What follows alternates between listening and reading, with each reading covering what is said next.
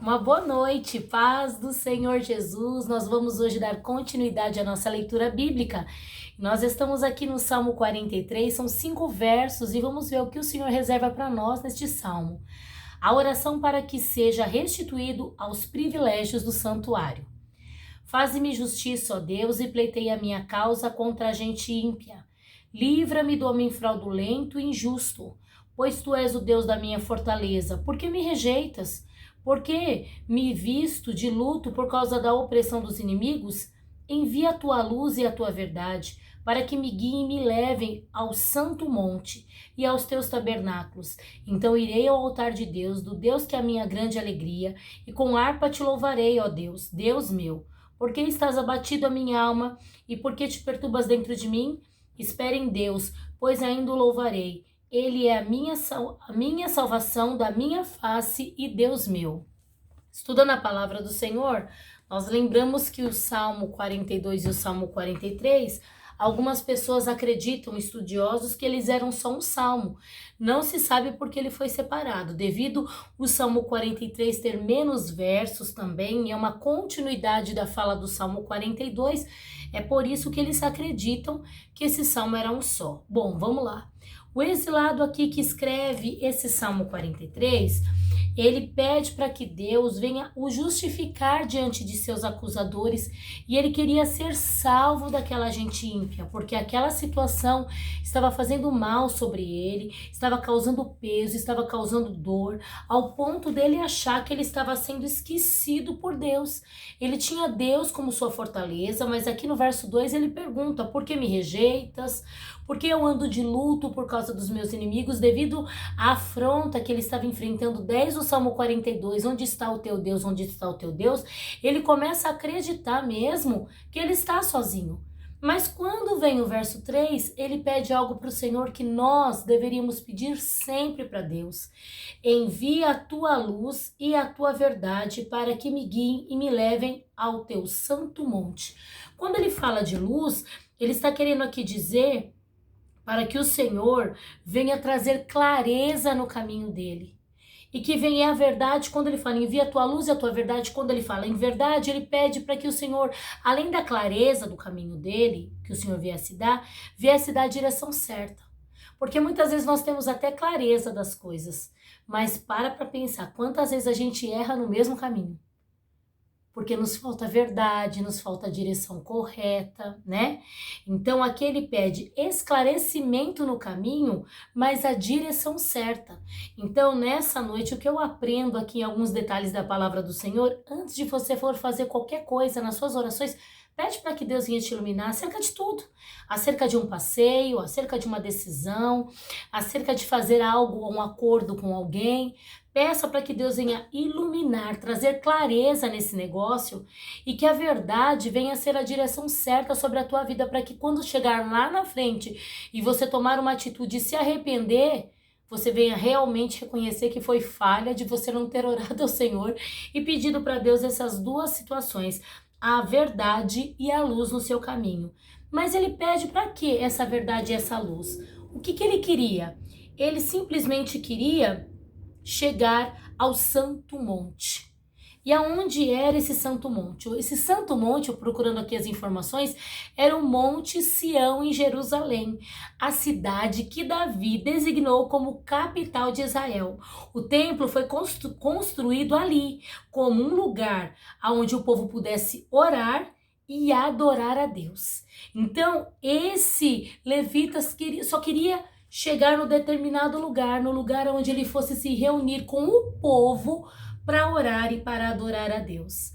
E então eu vejo aqui qual a importância de nós estarmos na igreja, no culto coletivo com os nossos irmãos em Cristo. A Bíblia fala que onde há união, o Senhor ordena a bênção. E quando nós estamos no lugar em concordância, o Senhor ordena a bênção sobre as nossas vidas. E se nessa noite você está passando por alguma fase da sua vida que você não tem o desejo mais de cultuar o Senhor dentro da igreja, na casa do Pai, comece a orar isso ao Senhor. Comece a pedir para que o Senhor venha te dar a alegria da salvação, mas começa a pedir ao Senhor para que Ele venha te dar força e graça para ir para o culto. Uma certa feita eu ouvi uma pessoa falando assim para mim, eu não tenho vontade de ir ao culto. E muitas vezes isso vai passando, porque a gente está cansado com a correria do dia a dia.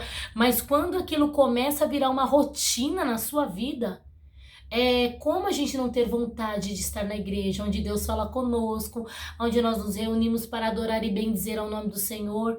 Isso muitas vezes acontece conosco porque a gente pega as coisas terrenas e queremos fazer uma maçaroca junto com as coisas espirituais. Entenda uma coisa, quando você vai à casa do Senhor prestar um culto de louvor e adoração a Deus, você está prestando um culto de louvor a Deus no coletivo, mas ali você também consegue ofertar o seu culto individual a Deus, e isso agrada ao Senhor. Senão não teria na palavra do Senhor aquele texto que fala: congrega-te, ó Israel, cujo teu coração não tens mais o desejo. Então eu não sei que momento que você está passando. Eu não sei se você prefere ir para o culto só de final de semana, porque de semana é muito corrido, mas começa a buscar ao Senhor e fala assim: Senhor, me dá desejo de buscar ao Senhor, não só no domingo, mas que eu venha me esforçar. Na minha igreja aqui mesmo tem cultos na segunda pela manhã de consagração, que é uma bênção, tem o culto da quarta à noite, que é um culto de ensino, tem o culto da quinta de manhã também, que é uma bênção com as irmãs, tem a sexta à noite que tem oração, alguns sábados tem alguns cultos, domingo nós temos EBD de manhã e culto à noite. E quando nós começamos a frequentar a igreja, mas não só de ir, mas sabendo o que nós estamos fazendo lá, que é prestando um culto de louvor e adoração a Deus, o Senhor renova as nossas forças, alegra o nosso espírito. Então aqui, o exilado está pedindo para que o Senhor defenda ele contra seus acusadores. Ele está pedindo para que Deus venha dar clareza e a direção certa, porque ele quer cultuar. Ele quer ir ao templo, ele quer adorar o Senhor. E para que ele quer ir lá? Ele quer adorar o Senhor porque ele quer ali ofertar a casa do Senhor. Olha só, verso 4. Então irei ao altar de Deus, do Deus da minha grande alegria, com harpa te louvarei, Deus meu, com harpa te louvarei, ó Deus, Deus meu. Aqui ele queria louvar, mas louvar prestando a Deus o seu, como se chama?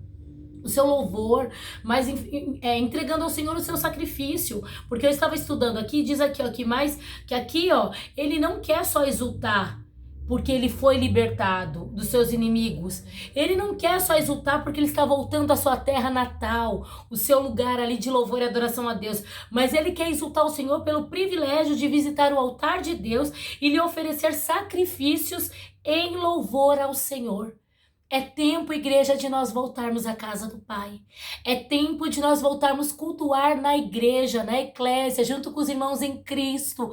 Aí você pode falar: mas irmã Ângela, acontece isso, aquilo outro. Irmão, entenda uma coisa, a igreja ainda não é perfeita, nós estamos em trabalho de construção, estamos sendo aperfeiçoados e cada um de nós tem alguns defeitinhos aqui, algumas falhas ali, mas você para analisar, sempre um completa o outro. É muito complicado quando a gente quer ficar isolado, não quer ver ninguém, não quer estar com ninguém. Isso não é bom. O bom é nós estarmos juntos. A Bíblia diz que fala que é melhor ser dois que um, porque se um cair, o outro levanta, mas se estiver sozinho, quem o levantará? Então é tempo de nós voltarmos a buscar a presença do Senhor, não só em casa, não só pelo YouTube, não só na live, mas pela palavra do Senhor dentro do santuário de Deus. Vá à tua igreja, congregue, tenha prazer de estar com os irmãos em Cristo, tenha prazer. Se você falar assim: mas irmã Ângela, é tão complicado, é tão vago, procure ali os departamentos, se você é homem, os departamentos dos varões, o departamento das irmãs, dos adolescentes, das crianças. Procure se enturmar para que junto nós possamos prestar um culto coletivo a Deus, porque coisa que Deus gosta é do culto individual, é o do culto familiar e do culto coletivo na igreja. Quando nós conseguimos prestar esses 3 tipos de culto ao Senhor, nós conseguimos alcançar o ápice e agradar a Deus em espírito e em verdade. Então, nessa noite, que nós venhamos ficar com esse Salmo 43 e como esse levita, que nós venhamos orar para que nós sejamos restituídos aos privilégios do santuário. Dentro do santuário tem coisa boa. A Bíblia fala que Ana entra dentro do santuário estéril. A madre dela estava cerrada pelo próprio Deus, mas dentro do santuário, só balbuciando, ela entrega uma oração a Deus. Ainda que o sacerdote não entendeu o que ela falou, mas o sacerdócio real, que é o nosso Deus, entendeu a fala dela. A Bíblia diz que o sacerdote terreno libera uma palavra, que o Senhor atenda, responda a tua oração, diz a palavra do Senhor, que ela volta para casa, na madrugada conhece seu esposo, e ali ela começa um tempo de gerar o Samuel dela. Mas aonde ela recebeu essa resposta de oração? Foi dentro do santuário, foi dentro da casa do Pai. Esses é um dos privilégios de você cultuar Deus dentro do santuário. Dentro do santuário você recebe bênção, dentro do santuário você recebe livramento, dentro do santuário você recebe renovo, dentro do santuário você recebe cura, dentro do santuário você faz novas amizades. Esses são os privilégios de estar dentro do santuário.